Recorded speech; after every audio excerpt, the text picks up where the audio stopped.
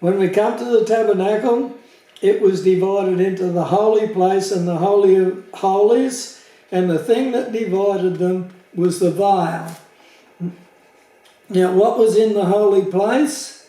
Well, there was these things: the table of showbread, the golden candlestick, the altar of incense, and the door of the tabernacle. Now, this is the order in which you saw them. You came past the laver, and you couldn't go to the tabernacle unless you washed in the laver, and you would come to the door of the tabernacle itself. As you went through the door of the tabernacle, the first thing you would see on your left is the golden candlestick. Now, the door to the tabernacle was like a cloth. It wasn't a door you opened and shut. And so when you went in, the candlestick was directly in front of you, because you would walk in on the left-hand side, because you had to push the curtain aside to go in. And so as you went in, straight in front of you, on the left of the holy place, was the golden candlestick. On your right was the table of showbread. Straight ahead of you was the altar of incense. And so look at those in your picture and get a picture in your mind. Now, when you came into the tabernacle, into the holy place, you would push the door aside, the curtain, and you would go in through, and the curtain would come shut. And so, were you in total darkness? No, you weren't in total darkness, because the candlestick had 7 flames on it. Get an idea of the candlestick. It gives us a comprehensive picture of the candlestick in Exodus 25 and Exodus 27, and it would light up this holy place. And so when you went in, you weren't in the dark, because the candlestick provided light. Now, understand, the candlestick was made in such a way that when you came in, all you saw was the flames and all of the holy place. You didn't actually see the candlestick because it was in shadow. And so it was as if these flames were just suspended in the air in front of you. You came in through, and as the curtain closed behind you and the darkness, you looked in the darkness, and it was these flames in front of you. Now, it would look like one flame of the candle, because you would be looking directly along it.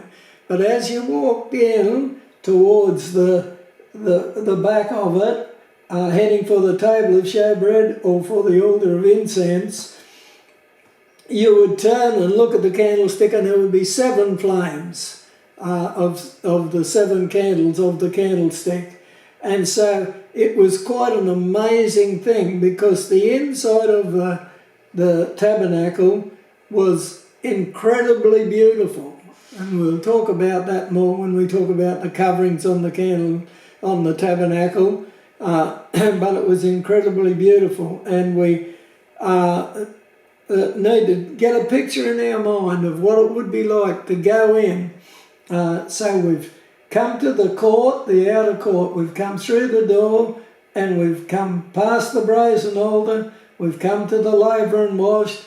We've come through the door into the holy place. We've seen the flames of the candlestick, and we look, and there's the candlestick on the left. On the right, we have the table of showbread, and in front of us, right up against the veil, we have the altar of incense.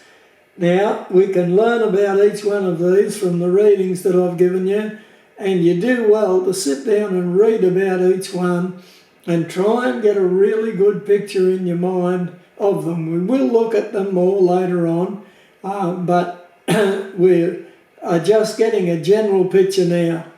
Now, what was in the Holy of Holies? Well, it was entered from the holy place through the veil. Look at your picture again. you come to the altar of incense, you get some incense, and then to get into the Holy of Holies, you must go through the vial. Now, what do we know about the vial?